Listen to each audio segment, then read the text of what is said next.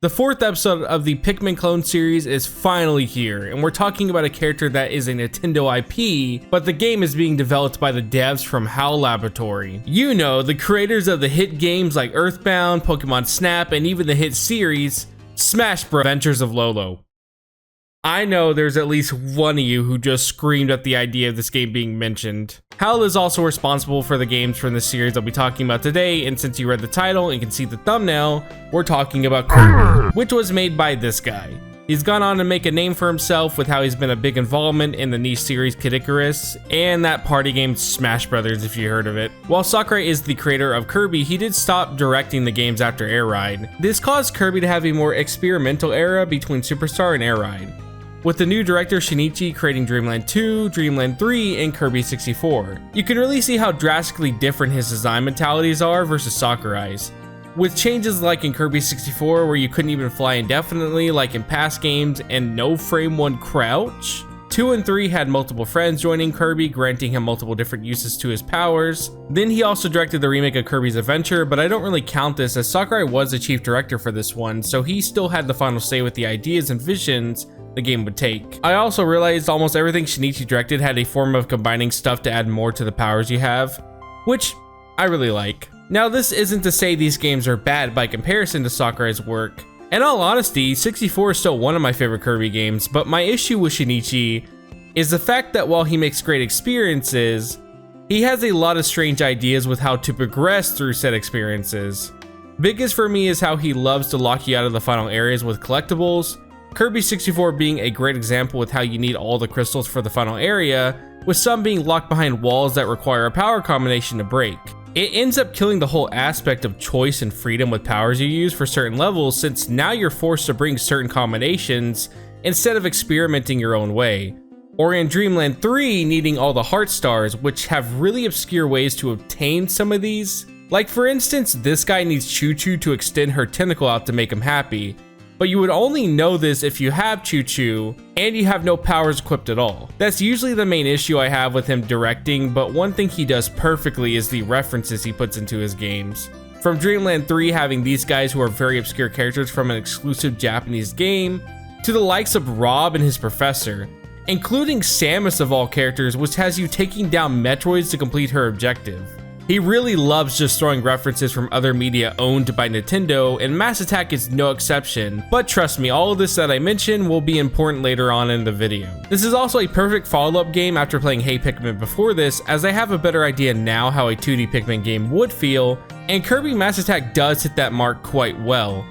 Well, without further ado, let's group up and dive into the world of Kirby Mass Attack.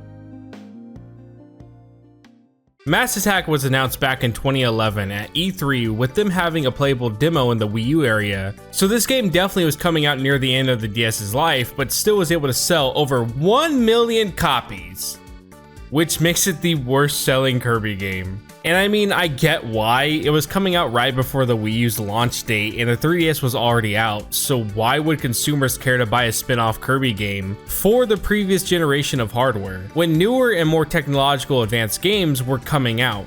And probably the biggest reason why a lot of people didn't give this a chance is because the iconic thing Kirby is known for is just gone. You see, the gimmick for Mass Attack was that you don't just control one Kirby, you control up to 10 different Kirbys at once, having them take down massive enemies in your path or move objects and solve puzzles. It's the Pikmin aspect to the game and why I'm even talking about it here. Apparently, the idea of having no copy abilities was brought up in the early stages of development because Nintendo said having multiple Kirbys with different powers would be way too complicated. I can see how that would have made things way more tedious, especially since Shinichi loves putting power walls for progression, so I cannot imagine what he would have came up with if he had 10 different ways to do it. Also, bosses would have been a cakewalk, which is saying a lot as they're quite easy here already. Sadly, after the game's release, a lot of reviewers said the gameplay was slow and boring and the group management became a chore after a while, which is quite contradicting from what Chirikawa said in an interview about how she saw her niece, who was in first grade at the time, playing Kirby Mass Attack with no issue at all, and this made her worries go away for how people would react to the controls. So I don't know who to trust, a random first grader or reviewers. Well, it's time to talk about the story to Mass Attack and find out why Kirby is now spitting into 10 different... Spitting? Ugh. Well, it's time to talk about the story to Mass Attack and find out why Kirby is now splitting into 10 different versions of himself. One day Kirby went out to explore the Popo Islands, but to Kirby that means sleeping in a random field. When Kirby does it, it's cute and quirky, but if I do it, I get called weird and harassed by the police. Out of nowhere, dark scary clouds form and then have a giant skull monster appear. It was Necrodius, the leader of the Skull Gang. These guys want to rid the light from the world and keep it dark forever, which is just a normal day in Alaska. He strikes Kirby with his staff, which causes Kirby to form into 10 different versions of himself. As fast as they appeared, they soon vanished, leaving just one left. Kirby lifted his head up to see one last star shining in the sky, which is apparently Kirby's heart, who can also talk, and it tells us to follow it so we can take Necrodius down. For a game that's supposed to be dark, it can be very bright and colorful. Even the supposed dark and depressing areas still feel comfy. If there's one thing I can say right from the start is how beautiful this game is, even if there's only 4 worlds. These worlds, however, have quite the variety to them. From the first one taking place in a lush green mountain field area to then go back into a dark, gloomy looking woods. Then this stage having an active rainstorm in it. The game really knows how to make these 4 areas feel lived in and have a unique touch to some of the levels. But these worlds and environments won't matter if Kirby feels bad to control. So how does the game feel to play? Well, with it coming out after Canvas Curse, I can see the ideas they took from that with the use of touchscreen controls and having to use the stylus for basically everything. That's right, no D-pad required, we're touching to get our way, which is a phrase that should only ever be said for this game. You tap the screen to move Kirby around and flick Kirby to throw him, which will allow him to latch onto enemies and I guess punch them? You're also able to break blocks and push objects in your path. You will learn fast though you can't fly like previous games, but there is still a way to get some airtime. You can also pick up what is basically a star, but it's a lollipop now that turns Kirby huge and rainbow as he can just dash through anything in his path. If you hold down on the screen to have Kirby grab his heart, you will be able to draw a path to guide him through the air. This is the most obvious thing brought from Canvas Curse, but you may be asking, isn't the whole gimmick to Mass Attack to be able to control 10 Kirbys? And why yes, you're right. But to get that many Kirbys, you're required to do the one thing Kirby is known to do: eat. The game has these fruits everywhere that you need to grab to get this bar at the top to 100, and once that happens, Kirby will split into another version of himself. Now this creates the whole idea of if the real Kirby you start as is still him at the end of the game, because I mean, if he dies and a clone you made is left, is that still the same Kirby? I don't know, man, don't ask me. I spent 2 hours talking about fishing and games. Do you think I have any smart ideas or thoughts? Also, this game has a fishing minigame. I just can't do it. I can't take this shit no more, man. Now, once you have 10 Kirbys, you can feel how much stronger you guys are as a group. From being pushed off enemies at first to then coming in with the whole squad and beating them up. It's quite satisfying watching all of your Kirbys walk up to an enemy and beat his ass to then slam him down. Especially hearing the music accompanied with the acts of violence happening.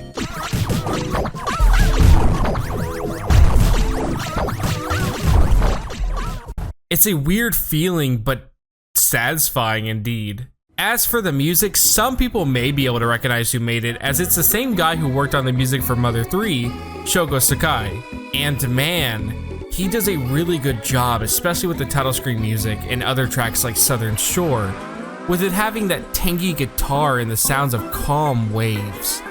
I love when composers put ambient sounds into their music to make it feel more alive. It reminds me of the Donkey Kong Country 2 music and how it's very good at doing that. Now, while having all the Kirbys may feel fun at first with them fighting and killing everything, I do need to add that the game can become quite annoying to maintain all the Kirbys at the same time. I don't care if this makes me sound like those reviewers before. Compare me to the first grader if you want, but no, it does get annoying. Especially in later levels when a lot of stuff can just crush and kill you. Some of the stages have a lot of tasks you need to do that require you to already know you're needing to do that. So when moments like this happen and you have to repeat the stage or leave the stage to get the Kirbys you need, it can add time to a game that already takes a long time. Then it wouldn't be a Shinichi experience without him adding unnecessary collectibles in the stages. If you plan to play this game, get ready to collect a bunch of medals as there's over 180 of them to get. Now this wouldn't be a problem if it was made very clear from the start on you needing to get these, but never does the game tell you these medals may be important. If anything, you're taught early on that they are for unlocking the minigames. The issue with this is most stages can have up to 5 medals with them, making it pretty annoying. And if at any point you miss a medal, you will have to replay the whole stage again. They tried to remedy this issue by adding these doors to launch you to the goal, but these are only helpful if the medals you need are before this door appears in the stage. Meaning if your medal is at any point after this door, you might as well beat the level. You also can't join a world and get the medal and leave, as your progress won't be saved. You're required to beat it to obtain the medal you missed. All of this ends up making these worlds a chore to play. Normally in Kirby games you have 7-8 levels, one of them being a boss. You see, Mass Attack decided to have upwards of 12 per world, with one of these being the boss stage. I know I said before some of the areas can add more variety and give the illusion you're in a different world, but it really makes you feel like you're not doing shit, as you can play for an hour and barely be halfway done with the area. You do have the option to play these levels in any order you want, and honestly some of these could be skipped, as you just need to find the stage with the rainbow spear to open the path to unlock more stages in the world. So if you knew which ones have the rainbow orb, you can just play those and breeze through the game, which is what I would say if you didn't care to fight the final boss. You see, as I stated before, you're never told the medals are required till the very end for the final boss. But not just any medals are required. If you look closely, you can see how one of these medals are rainbow and the others aren't. That's because the rainbow medals are the ones required, and there's one in every stage. Meaning if you don't play through all the stages and get these medals, you can't face the final boss. It's why I can't understand why the game will just let you progress without beating all the levels. You're actively making it where some players will have to backtrack. Now, I played every stage before I moved on, so near the end, I only needed 4 rainbow medals to beat the game, but man, I can see some people just quitting, since again, you're never told throughout your adventure any of these medals, especially the rainbow medals, will matter. That being said, I do think some of these levels are actually good, especially this one where you're using the weight of your Kirby to move the trees side to side while climbing up. It's a nice way to use the multiple Kirbys you have while giving the level design a way to play around with it. Or the stage where you get into a tank and use the amount of Kirbys you have as ammo. It's moments like these that the game shines, and I can see why Shinichi picked this gameplay idea over the usual. It's just when it's not doing that, the gameplay is just you doing the same thing over and over. This is also the second game where Kirby can't breathe underwater, and the amount of time you can be submerged is based on how many Kirbys you have, which is another way to show that this gameplay idea can work. Now I think it's time to praise the game for what its strong points are and start off with the references, which there's a lot of. Having characters from the anime series appearing, which I believe is the first time a Kirby game even ever addressed the anime. Having people like the sales guy, Max Flexer, and even the chef. Thank God he's here. You even have a power that only showed up in the anime, which is Kabuki Kirby. There's even returning boss fights with Dark Matter and Meta Knight. Daroche even shows up as the hint guy with his whole crew as well, and he just joins you for the final area. If again there's one thing Shinichi does right, it's getting the references and Easter eggs to hit hard. As for the mini games, you have a full-fledged RPG turn-based one, a top-down rail shooter who was also supposed to have King Dedede playable, but he never made it. There's even what could be considered a remake of Kirby Pinball here, plus a remake of one of the minigames from Kirby 64. It's interesting the devs during the development said they were having issues with getting the main experience to work, but while working on the game, the minigames were being developed on the side, and they were enjoying them so much they decided to keep pushing for these to be in the final product. Even with the issues they were having with development for the main game, they still were pushing these out. So it just goes to show how important these minigames really are. I also find it cool that there's just a bunch of new enemies instead of the normal ones we're used to. For instance, when you start off your adventure, you don't see recognizable enemies like Waddle Dee or whatever, you see Bean Bon. That isn't to say the normal enemies from the past aren't here, it's just that the more original monsters are more prominent throughout the game. The fact that a lot of these guys only appear here in this game is crazy, as I wish I would have seen some of these in later games. One of these guys I enjoy a lot is Big Birdie, who at first is an asshole to you, and you end up beating her, to then have a stage where you save her babies and she ends up repaying you by saving you in a later stage, becoming an ally to you. And seeing the Kirbys walking together is precious. Kirby in general in this game is adorable and probably the most expressive I've ever seen him, reacting to things kind of like how Toon Link does, making him feel more alive. If I had to describe this game compared to the others, this really comes off as the Link's Awakening of Kirby. with its weird and unique feel while still having that familiarity. I think now it's time to talk about the bosses and the final boss. While these may be easy, I can't hate them. Wispy Woods making a return and having you destroy his parts to hit him is always a treat. Lady Ivy having you use the weight of the other Kirbys to have her hit herself in the head to then crush her is another good showcase of the mechanic in action. Then you have King Dedede. I don't really like this fight. You have to launch bombs back at him, and this is one of the small moments where a boss uses both screens, but this gets really annoying trying to not get hit. Maybe this would have been a little better on an actual DS since the Wii U can't really emulate the proper space between both screens, making it a little disorienting at times. Then there's Skull Lord, and he's a cool idea having you hitting the Roxy drops while catching the magma boulders to allow you to slam down into him, but it's tedious as you have to hit him 3 times while doing these dumb barrel challenges that are timed. Quick tip, when you get to these timed barrels, just shoot yourself at a wall if you feel you won't aim in time. This will reset the time you have to aim and it won't kill your Kirby. Only neat part about this fight is that Birdie shows up to help you. I don't hate these bosses, and even the 2 I don't care for are still decently designed, just not my favorite. But man, the final boss, the part of the game where the bosses are known for being epic, god-slaying fights that have memorable music to boot? Yeah, this isn't that. The music isn't necessarily bad, but it feels like it could be any normal boss music in the game, not the music for the final boss. Also, it's another hand boss that Nintendo loves doing, having you attack the hands and dodge his attacks. The only real threat is that his attacks are almost always a one-hit KO, meaning you can just have everyone die before you realize it.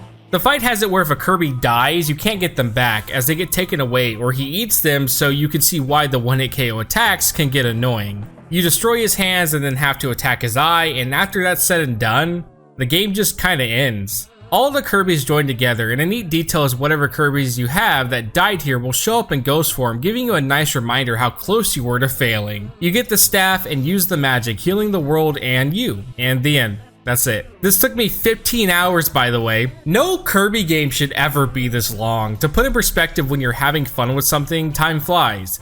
An hour with this felt like an hour. For the credits, it's a little thing, but Japan actually has exclusive credits showing out the enemies' names while America just got this fishing minigame. I just wanted to point that out. Personally, I think this is a very mid game, and I just wish I had more fun with it than I did. I mean, there are some good parts to it, but there was a lot of bad parts as well. I think it's kind of cool going through all the OST for the game and seeing that there's people that commented on those videos saying how much they cherish their time with this game. So it's nice that they can see something here that I can't, and I just really love that.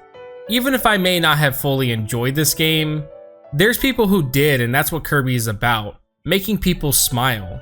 It's also crazy to see Nintendo of America really believed in this game doing well, with it having a unique commercial where the kid is apparently being harassed by Wispy, and he says to him, "You again," meaning this isn't the first time he's seen this tree, or the fact they had these trucks get full wraps of the game's artwork for a promotion, with one of them being in Houston in the Kirby area, which they messed up, because there's a place here in Texas called Kirby, but looking at it now, if this is the first thing that pops up on Googling the city, I think maybe they didn't look out.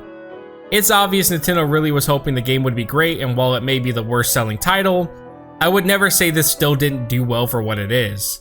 At the end of the day, I think if there's one thing this game does well that I can't deny, it's a better 2D Pikmin game than Hey Pikmin.